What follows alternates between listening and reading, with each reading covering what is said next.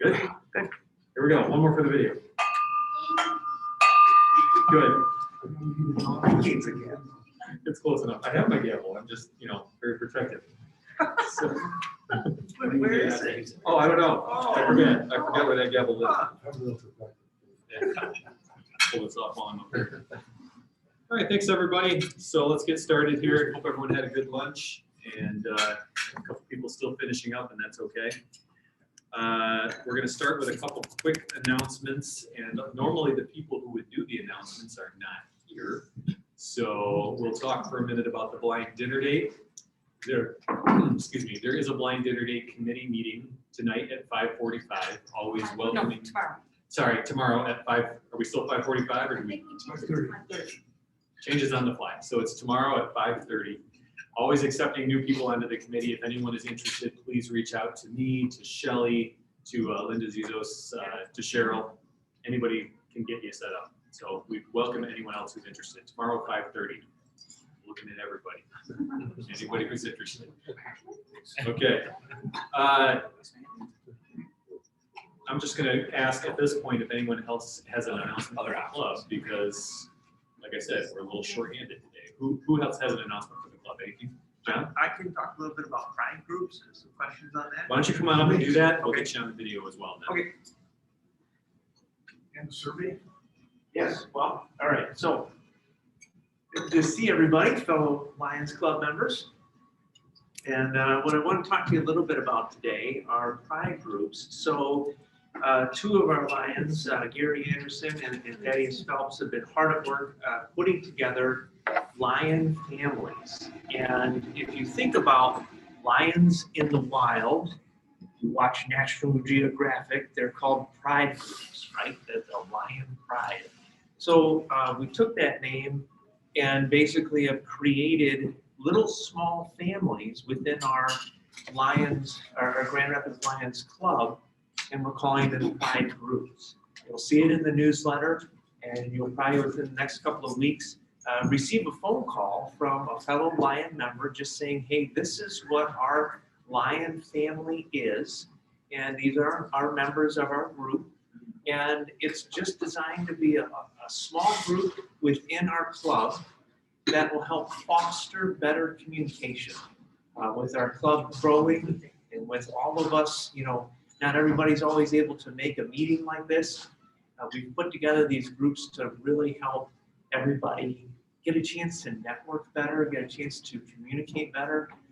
Maybe there's something you're really proud of and you're not able to come to a meeting to tell other people about it. That's a wonderful thing to share with your pride team. Or maybe you're struggling with something. Maybe you have a son or daughter or grandson or a spouse that's going through something, and you want to share that and you need some support. We'd love to hear that too. Our whole club is a family, and we've said it for years. And this is a way to have these. If you think of our meetings as Thanksgiving dinner, and you think of these pride groups as our individual households, this is a great way just for us to communicate better with each other. So expect a call from a fellow member, and it's called our pride groups. That's what you'll see out there. So Gary also mentioned about the survey. So the survey went out on Friday evening or Saturday, might have been Saturday, and several of us have completed those. So more than, I think about half of us have answered that quick 1-minute survey, only 5 questions. But the idea behind the survey is to give us some direction, because we do have so many of us going in many different directions. We want to make sure that this club experience is fulfilling for everyone, and that we get a chance to really provide as a club for the best way to communicate with each other and be the most effective we can in our community. So the survey is designed for that. So if you have a quick minute, if you haven't done that, go through that and get a chance just to complete it. It's just a few clicks. It's a Google form, so it's real easy to do. And we're automatically tabulating the results on the back end. And we'll be able to share those in about a week and put together some good plans from there. And then lastly, I just wanted to touch on a very easy to share campaign calling it our Together campaign. But essentially the premise of it all is that together is how we're going to be successful. Together is how we serve, and together is how we can be successful. So if you want to go on to our Lions Facebook page, you'll see on there very easily a quick little 10-second video, operates like a GIF. You can like it and you can share it. And that'll just kind of get a little message out to all of the people we're connected with on Facebook and be able to let them know, hey, I'm a Lion, and this is a little bit about who I am and what we do. So again, the Together campaign, and it's right on Facebook. Any questions on pride groups, you can feel free to reach out to me anytime. Oh, yes, sir. One comment about pride groups, somebody asked me, he said, well, how come I'm not with anybody that I know? Okay, the purpose, we've constructed these groups so that you're not with people that you necessarily know. We try to split up by age, by experience in lines. So we try to put in rookies with old timers, male, female, and so you're not with buddies, because we figured that buddies communicate with each other. Yeah, great point. Thank you. Yeah. Anybody else? Any comments or questions? They will be your buddies. That's right. Buddies to be. All right, President Ben, I'll turn it back to you. All right, thank you. Thanks, John. Anyone else have anything they'd like to announce or discuss? I don't know if there's any kind of news with Drive for Vision. Nothing new. I'm gonna have those brochures probably in the next couple of weeks, so probably by the next meeting, but I just gotta get the date. I can't remember it in my head. June 21st. I mentioned it a few times. June 21st is the date we're on. Details about it.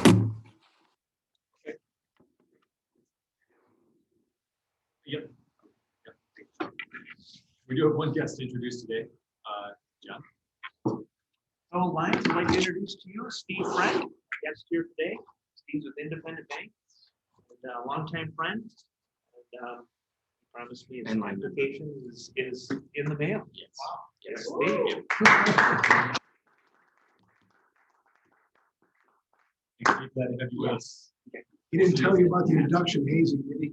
No, but it's okay. We will wait till the ink dry. and then we talk. There's a paddle involved. Okay, all right, great. Correct. It's just for me. Okay, so I'm going to say at this point, if anyone has some happy bucks moments they'd like to share, let's take care of that. Gary, looks like you're there.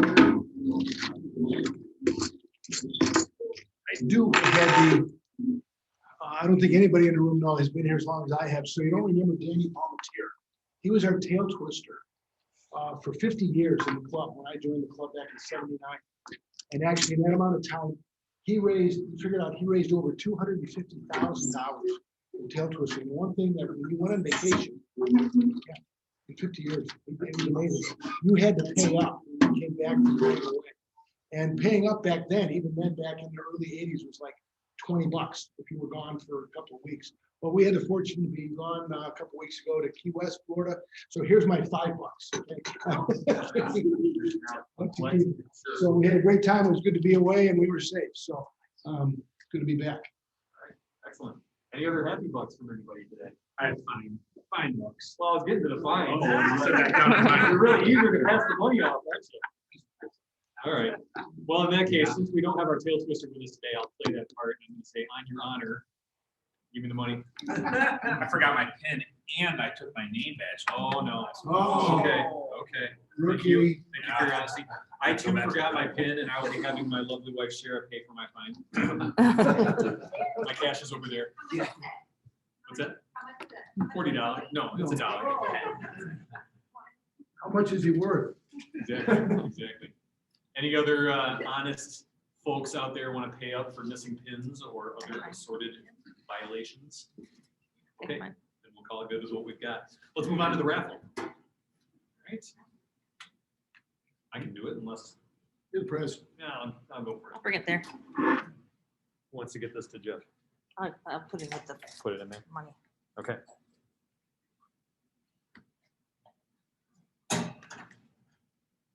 I've never done this before. excited.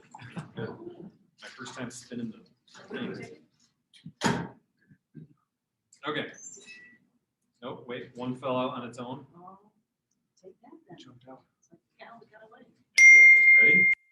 Last digits are 9055.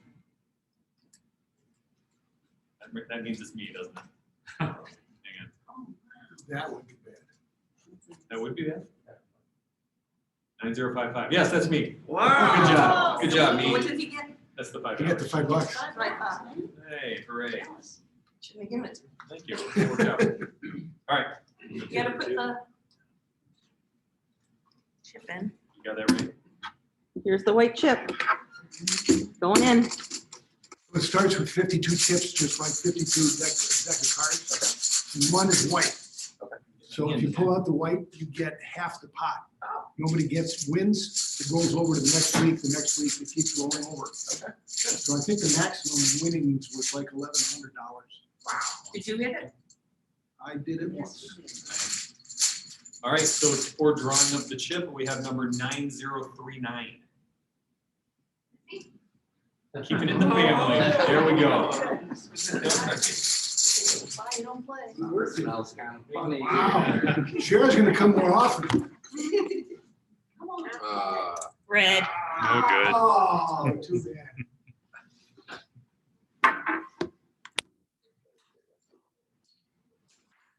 Your son pulls the third one. All right. Right. Yeah, start break.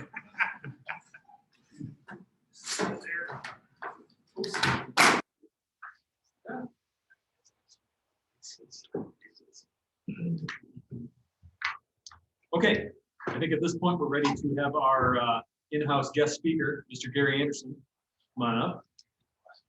And why don't you tell us what you're going to be showing us today? Oh, I was thinking about, there's a lot of things that are going on in Lions that frankly, most Lions don't realize. We don't always read the newsletters. We're not looking at necessarily emails that may come across.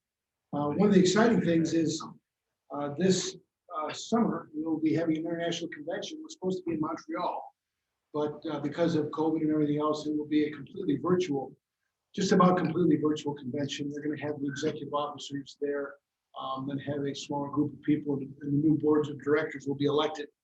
But we will be electing from vice president to president, our first Afro-American president for Lions Clubs International.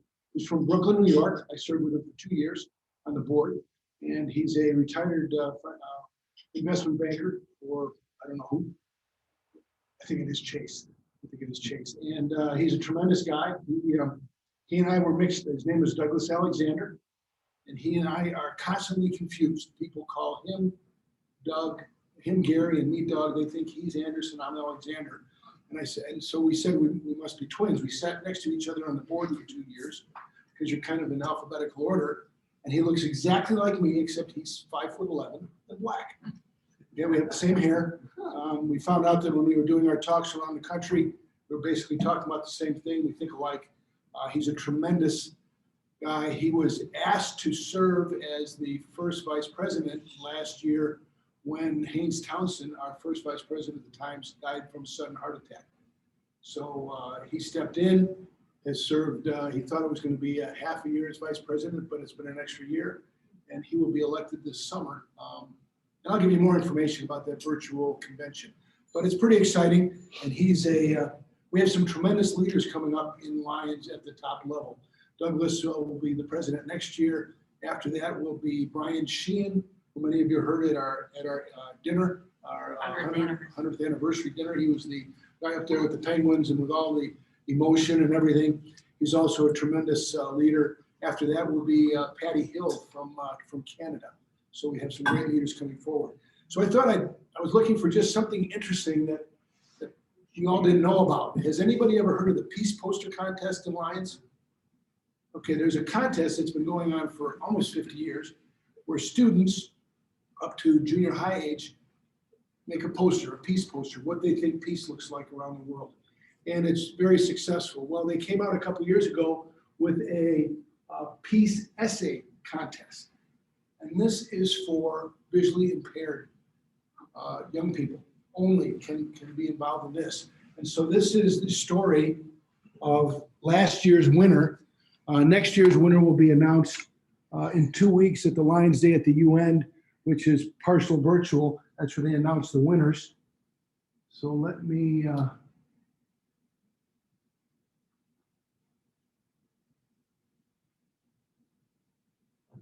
screen share it.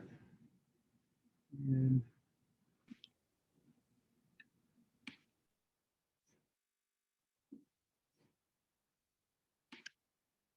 see if it works.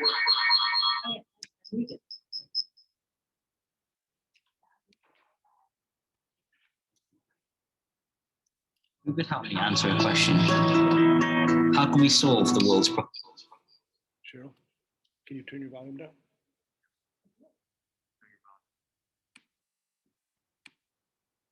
Try it again. I looked at a world in conflict. Who could help me answer a question? How can we solve the world's problems? When you're looking at peace and the journey of peace, it's not just a straight line. There's going to be like winding paths and hard times, but eventually, if you try your best to use peace as an action instead of just a word, you'll eventually get somewhere good. Next week, you're flying up to New York. At first, there was a lot of emotions to win this competition, so I was overwhelmed and excited at the same time. The Lions International Peace Essay Competition is important because it can inspire a lot of people across the world, globally, even if they have a disability or even if they don't, just to step up and do something about the world's peace and bring us to a brighter future. I looked at my city, Liverpool, and wondered, who can help me answer my peace question? I went to a city gateway, Lime Street train station, and asked the statue of the great entertainer Sir Ken Dodd, how do we find peace? I felt he said, share laughter, laugh together, happiness is a key. I looked up at the liver bird statues, a symbol of our city. I asked, how do we find peace? I felt they said to me, we can see across the world and time. We can see the Statue of Liberty. Many people look at what is different, not the same. Find what is the same and come together there. I went to the statue of John Lennon and asked, how do we find peace? I felt he said to me, give peace a chance. This is a key. I wondered if just one person did that, would others do the same? I stopped at the statue of John Hulley, a founder of the modern Olympics. I asked, how do we find peace? I felt he said to me, sports are a way to come together and celebrate what is the same. Having fun, keeping healthy, and making friends. This is a key. I looked at all my keys. Although I am visually impaired, I can lead the way. My voice can be heard and I can bring others together. I may not see you well, the color of your face or the clothes you wear, but I can help the world find peace by my example. Let me help you along that path by following my voice. Let us come together in things like music and sports as better ways to show we are the same. From there, we can work together in creating a safer, better world. We all have the keys.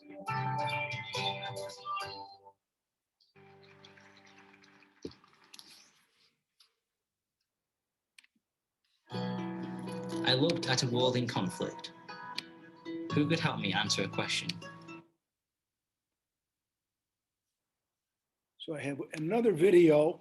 Does anybody remember Jimmy Carter? Well, Jimmy Carter was a Lion, longtime Lion. He was also a district governor. So he was a very accomplished Lion leader before he became president. And he has, with the Jimmy Carter Foundation, done a tremendous job in working with Lions. Basically, they're responsible for eradicating river blindness around the world. And so his In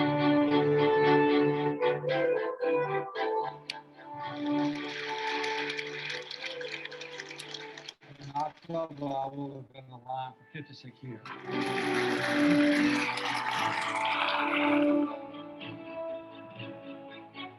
I have a feeling standing here before you of gratitude for what lions do throughout the world. Lions have changed my life. During a recent visit to Lions Club's international headquarters in Oak Brook, Illinois, former U.S. President Jimmy Carter spoke highly of his membership in Lions Clubs and the ongoing partnership between the Carter Center and Lions Clubs International Foundation. On behalf of the center, Carter dedicated the Gift of Sight statue, honoring the great strides partner organizations have made against river blindness. For hundreds of years, a child leading a blind elder has been the fate of families stricken with river blindness in Africa and Latin America. Now, the demise of this ancient scourge is in sight. NGOs are key actors in the global partnership to fight river blindness, and the Lions is a leader among its peers, providing financial and operational support to benefit literally millions of people in thousands of communities across the world. You have to realize that for someone with river blindness, a Mectizan tablet is more valuable than a diamond, because they know that if they take a Mectizan tablet, they won't go blind. Carter's dedication of the statue coincided with the symposium hosted by Lions, where representatives from leading sight and health organizations from around the world gathered to discuss blindness prevention. It's a global health problem. And I think one of the things is putting the great minds together. We need strong partners in order to achieve our goals. It's bringing together other partners and showing examples of what everybody can do together. Together we can take care of these diseases and move on to other causes of blindness. During the meeting, the importance of building coalitions was at the forefront. I ask you to walk with the 1.3 million members of Lions Club International so we can make dreams come true, to give the gift of sight. Lions have raised $347 million for Sight First programs worldwide that combat the major causes of blindness, such as cataract, river blindness, and trachoma. And they'll champion new projects to combat emerging threats to sight in developed nations. Carter thanked Lions for their ongoing global commitment to preserving and protecting sight, and expressed gratitude for the profound impact Lions has had on his own life. I would never have dreamed of being president of the United States had it not been for Lions. But I think even more gratifying to me is to go into a village in Africa or Latin America and see people that have suffered all their lives and know that they will never again go blind.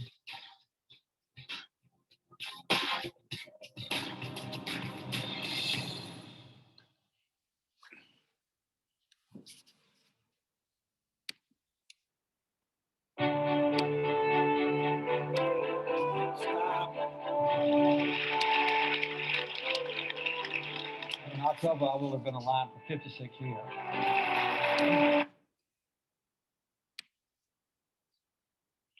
So it's really interesting, as you saw there, Merck was the company that they were working with, and the partners, and there's over 50 corporate partners with Lions Clubs International.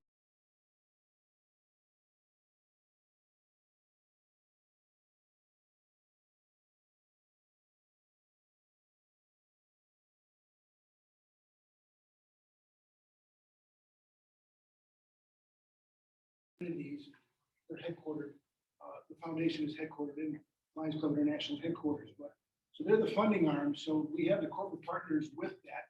They give out at least $50 million a year out of the foundation. In the years, the foundation was started in 1968. And we raised over $1 billion since then. But you saw Merck was the company that we were working with. These companies donate their products. Okay, we don't buy them at a discount. They donate the products and they work with us because we have lines all over the world, and they're the foot soldiers so that they can deliver it to all these different countries. Out of 212 countries in the world, there's a Lions Club in 212 countries. So pretty interesting to see the scope of it. I thought it would be interesting. And that's actually a couple of years old, some of the data, because Jimmy's not quite as adept now, but he has made a great recovery. So he's somebody who I think after he was president, he did more good than when he was president. Pretty incredible. So a lot of interesting tidbits. A I'll bring some more back another day. I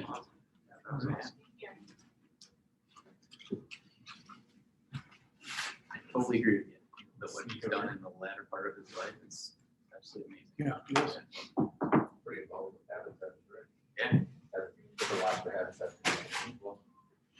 Well, thanks, Gary. Does anyone have any questions on what we just watched, either about the peace poster or Carter? Yes, see. Lions Legacy. River blindness. River blindness, yeah. Something I can look up and do some reading. I never heard that term or no idea. Sharon can explain it. We don't have to worry about it here, but without the sanitation. This causes problems with vision and scarring to the tissues that need for sight. So anti-parasitic medication to cure that, and it's actually cured it with one dose. So they have to have that annually though, Gary? I think Yes. they have to have it annually. Right. But it's still, it's cheap, it's effective, and curative. And it has to be limited for a certain amount of time. I think it's 8 years before they consider it eradicated. Okay. So they don't just come in and give them a dose and then they're gone. So it has to have continual treatment for that to be. And the corneas are so scarred up. You might have noticed the pictures of the white cornea, the white eyeball. The corneal transplants aren't even an option. You have to have healthy tissue to do corneal transplant. Some of the tissue has to be healthy. If you don't have any healthy tissue at all.